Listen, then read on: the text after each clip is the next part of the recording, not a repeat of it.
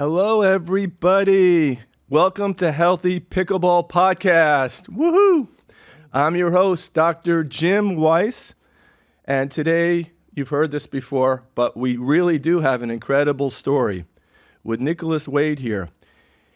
He is a pro pickleball player, a local pro coach, and believe it or not, a brain tumor survivor. Amazing. You've heard that before. So, welcome, Nicholas Wade. Thank you for coming. Yep, It's been a while to get here, huh? Yeah. Thank you so much for having me on the show. I really appreciate it. Absolute honor to be here. Great. Can you show us the first clip?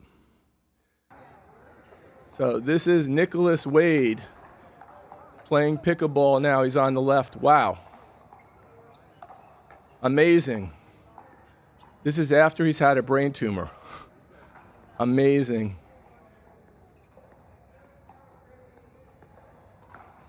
Woo. Wow. That's you now, huh? Yep, that's me now. And you were gracious enough to supply a picture of what actually happened to you. Can you show us this? This is actually Nicholas's brain before he had brain tumor surgery. Amazing. So I'm a rehab doctor. I've never heard of a brain tumor survivor, especially in the brain itself, skin, whatever, meninges, maybe. But most people don't survive a brain tumor. Let's be very honest. And this is a very rare, and you were very lucky. Tell us a little bit about what happened to you from the get-go. Yep, so I never knew about this brain tumor at all. So I was training for a PPA pickleball tournament, and I just went to bed one night, and next thing I know, I'm waking up in hospital. And I literally thought I was dreaming because, I open my eyes and the first thing I see is a nurse walking towards me, telling me that I've had a seizure during the night. And I said, right, I'm definitely dreaming. There's no way. And then I just feel like all of this pain come over me from where, I got some damage from the night.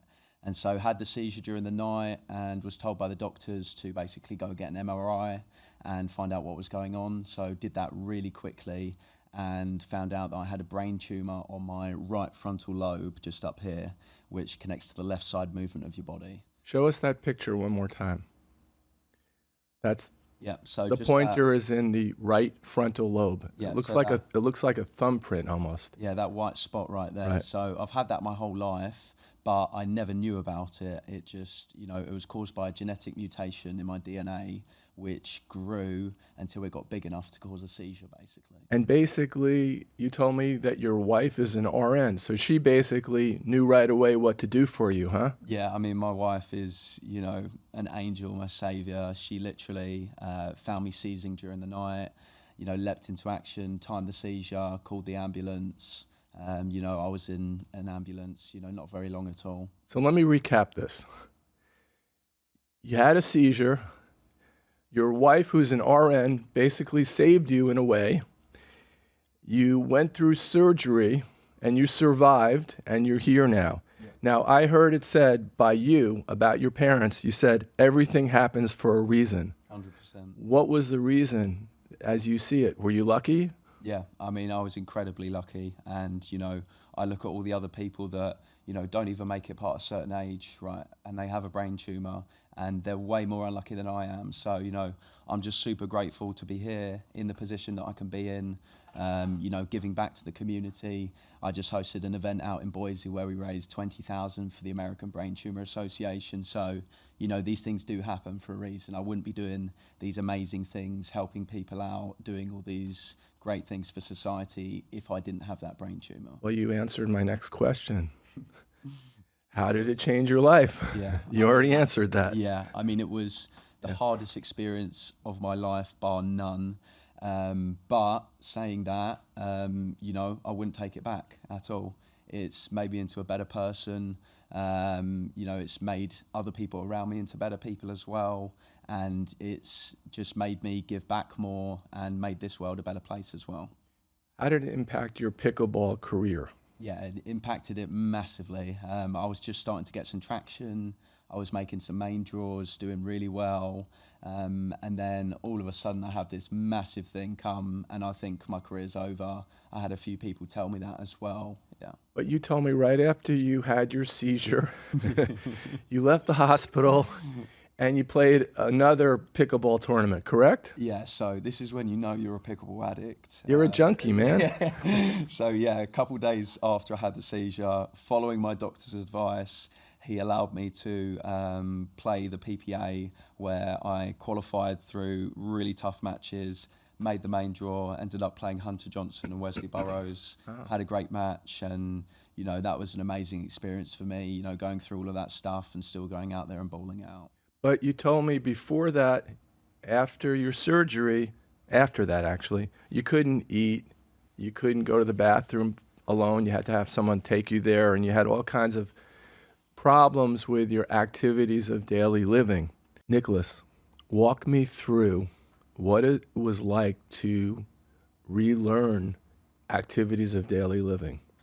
Yeah, it was something crazy that I never thought I would have to do. And I couldn't do it straight away. I had to stay in bed for a long while before I was even allowed to stand on my own feet. So when I was able to stand on my own feet, you know, I could stand there for literally like, you know, a second. And then the next time it would be 5 seconds, 10 seconds, 30 seconds. So it was just gradually building on those experiences. You know, I couldn't feed myself. I couldn't shower myself. I had to get someone to do that for me. So all of those things that you take. Who did it for you? My wife and my parents also as well. Wow. They flew over. So so grateful for everything they did to me. I literally wouldn't have made it through without them. Yeah. So it involved a lot of rehabilitation. Yeah. Did you have a physical therapist? Did you have an occupational therapist? Yeah, so out in Northern California, I had a physical therapist out there, and it was a lot of just reconnecting those, you know, neurons and pathways, regaining the strength that I'd lost, because, you know, I was just kind of sat in this position for a long time. I'd lost all of that strength. You weren't allowed to do too much as well, right, by your doctor? They were afraid of infection and other things. Yeah, the biggest risk, first of all, is infection. And then, you know, after that, it's to do with stimulation. You can't do too much because your brain's going to get overstimulated whilst it's repairing. So I was literally only allowed to do a little bit each day. What, like one dink a day? Yeah, so literally when I first went out to the courts, I hit one dink and then go home. And it was so frustrating because, you know, I wanted to play a whole match and I had to hit one dink and go home. I understand, because when I play and my back hurts me, I still want to keep playing. Yeah, exactly. So play through it, yeah. Yeah, I just had to, you know, watch my doctor's advice and kind of stick with him. So that was kind of the lower level things that you could not do well. Once you develop those lower level things, tell us a little bit more about your rehabilitation, your training aspect. Yeah, so aside from physical, the hardest part was mental. I completely just felt my sense of personality, who I was, completely stripped from me. I felt like I was this just blank slate, and I had to rediscover, you know, who I was, you know, everything that I wanted to chase, kind of things like that. So that was the hardest thing. And where has that led you today in terms of your therapy for your cognitive mental aspects? Yeah, so I work on it every single day. How so? Yeah, so I'm still working on it. I journal every day. You know, I'm really trying to still build my confidence. I've come a long way, but I'm still not there where I want to be. And so, you know, journaling every day, meditation as well, and a lot of visualization, and just telling myself, you know, that I am that person that I want to be. Meditation is so important. Yeah. How do you meditate? How much time do you spend on that a day? Yeah, so I don't actually spend too long. I only spend probably about, I would say, 30 minutes a week, if that. Okay. I only really do it when I need it. I do want to start getting better at it and try and implement it every day. But I kind of just do it whenever I feel overwhelmed and I need kind of a release and things like that. I kind of go to that, and it really helps. My experience is do it every day. Do it twice a day if you can. And don't do it when you're not feeling great. Do it all the time. Yeah. And that's where we go kind of from that, you know, motivation to that discipline mindset for sure. Yeah. Okay. So going from that problem, cognitive problem, which is so important when you're playing pickleball to have confidence and play well, what about your other aspects that you were having problems with, like balance? You mentioned balance to me. Yeah. So I didn't even really notice too many balance issues at first, and then it was a long while after that I was just walking down a hallway and I found myself just up against the wall because I'd lost balance on my left leg. And so I've really been doing a lot of kind of coordination work to regain that balance. It's not 100% yet, but every day I'm working on it. And although it's marginally getting better, I'm moving in the right direction. Have you tried Tai Chi or Qigong? I haven't. No, tell me more about that. Balance exercise, breathing exercise, working. It's like Tai Chi is sort of a slow motion martial arts training, and Qigong is more of a breathing technique with meditation. Okay, I'll have to look that up. Yeah, those That things sounds are, interesting. and they've been studied. I'm not just woo-hooing. These are studied programs, especially Tai Chi has been, for years, been shown to be beneficial for patients that have balance and cognitive issues. Right, I'll have to give it a look then. Yeah. Nutrition too. Tell us about your nutrition program. Yeah, so I eat a pretty good diet, a lot of protein, a lot of vegetables, also a lot of carbs as well because my metabolism is so fast, I burn through so many calories, so I need the energy, especially if I'm playing a lot. Don't get me wrong, I still have a cheat day. I feel like everyone does need a cheat day. You need to have that day where, you need to let loose a little bit, even if it's not, the day, even if it's just, one part of a meal, something like that. As you get older, it's a little bit more challenging. When you're younger, you can cheat a little bit more. Your body's more resilient. Yeah. But working more on a plant-based anti-inflammatory diet is what Dr. Jim. Interesting. And what would you say is the benefits of a plant-based diet over a, say like me, a heavy protein-based diet? Longevity. I mean, the studies, you can argue whatever you want to argue, but it's been proven that a plant-based diet, you're going to live longer. So it doesn't mean you have to have only plant-based, but for example, if you eat like too much meat, it causes inflammation. Definitely causes inflammation. You may not feel it at your age, but you will eventually. Yeah. So protein, yeah, as we get older especially, we need more protein. That's been underutilized as a tool, but bodybuilders, I think, take it to a bit of an extreme. I think the research is mixed, Protein good, too much protein, no, not really. Okay. So protein, yes, Yeah. absolutely. Need protein. Yeah, you need protein, absolutely. So what else would you like to share with me about your rehabilitation program or your training program? Yeah, I would say, definitely to focus more on the mental side of things. The physical rehab and that, that's definitely going to be there. But by far the hardest part for me was the mental. And I think that gets overlooked Absolutely. the most. And, even correlating that to pickleball as well, right? Absolutely. We do so much physical training on the pickleball court, but ask yourself, how much mental training do you do off the court? And I'm one of those people, I need to do more mental training off the court. And that's something I'm going to start doing more of. And if you look at like the top players, like what do you think they're doing? Are they balanced? Are they thinking about, what the other player is doing, or are they just focused on what they're doing, for example? Yeah, I think they're definitely a lot more balanced. And if you look at it, definitely even just the score lines, right? Say if someone like me were to play, you could look at, there could be a really good run of points, right? You could lose like 6 points in a row, something like that. If you're looking at the top level of players, there's less of those big slides. They're kind of more compact, a couple points rather than those, big gaps. So they're able to turn that way quicker, figure out what's going on way quicker and really turn it. Okay, sounds great. Show me the next clip, please, Ben. Hey, I'm here with Nick Wade. Nick, what food do you like to eat after you play pickleball, big tournament?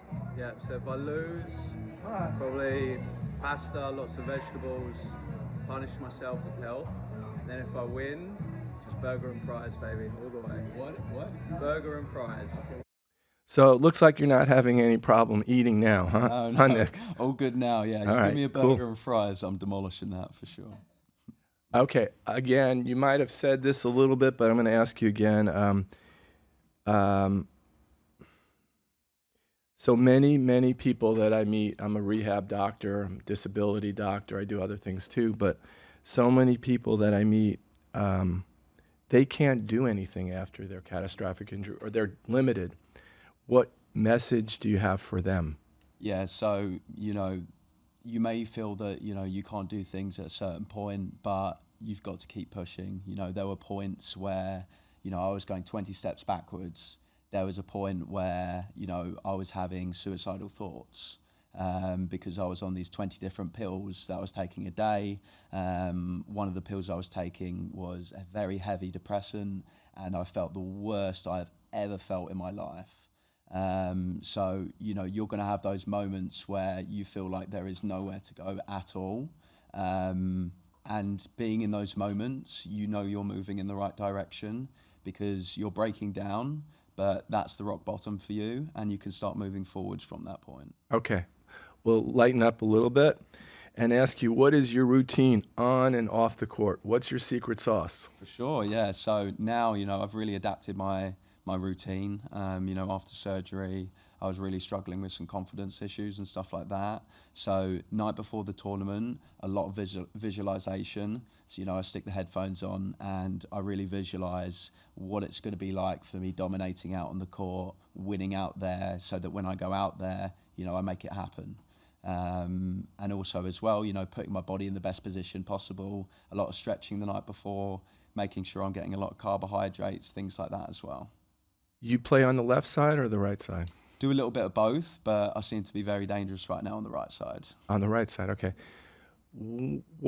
How do you know what side you should be playing on? For sure, yeah. So you're going to find certain shots that you really enjoy hitting. Like you might find that you really like the forehand speed up more than the backhand speed up, kind of things like that. So you're going to have certain shots that you gravitate towards. You're going to have ones that you struggle as well with. So kind of gravitate towards your strengths. There's going to be one side where you dominate a lot more on. So definitely gravitate towards that. So if you like the forehand speed up, what side should you be on? You'd be on the right side a little bit more for sure. I like that. Yeah. Let's go to the next clip, please, Ben.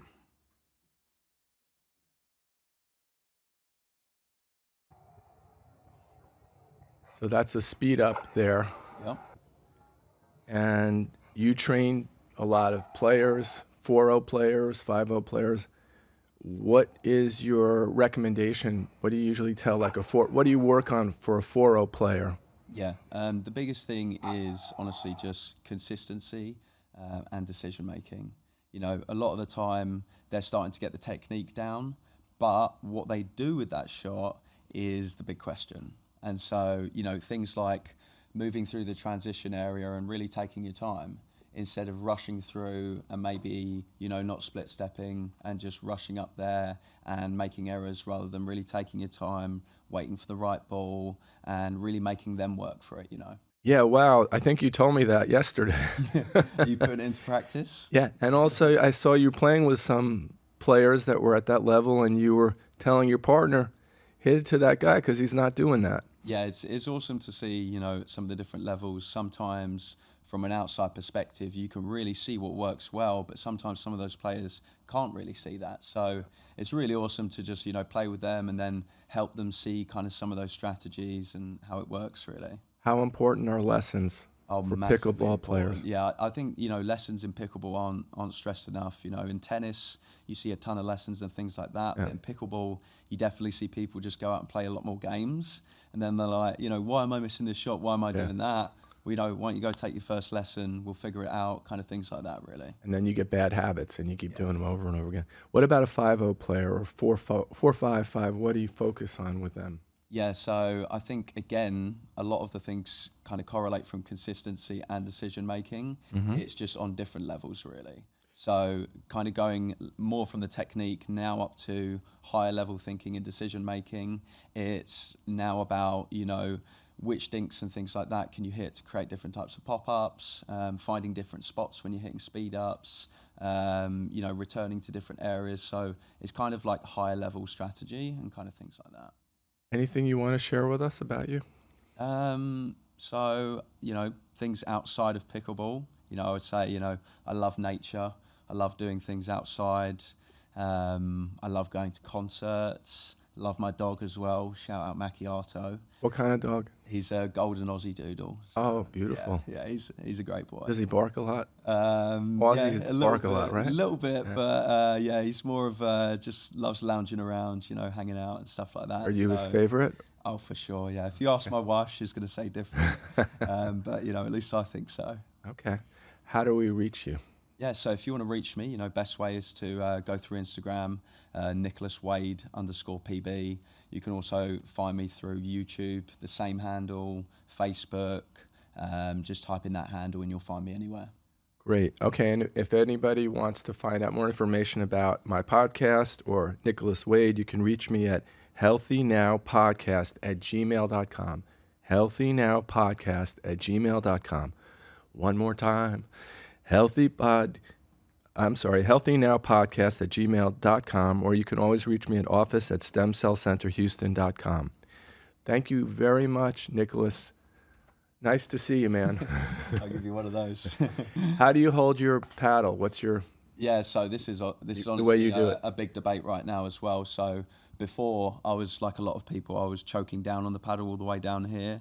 But now with modern day pickleball, what's happening is the paddles are getting so powerful and the hand speed is so important. So now I'm really kind of going up the paddle, kind of giving up this inch down here. So I'm sacrificing a little bit of reach, but what I'm gaining is a lot of hand speed here in how fast I can turn the paddle and get on my counters there. So give it a try, you might like it. Sacrifice a little bit of reach, but gaining so much hand speed. So give it a try, all right?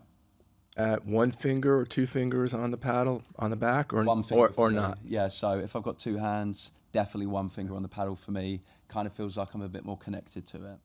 And what about eyewear? What's your opinion? I know you're not expecting me to ask you this, but as a physician, I've seen a lot of eye injuries. Yeah, so I would say I do have eye protection. I just wear Oakley glasses. I don't wear them all the time. I do wear them sometimes. What about for like the average amateur player? Yeah, I would say go on Amazon, type in, you can basically just get a cheap pair of protective glasses on there for like $20-30.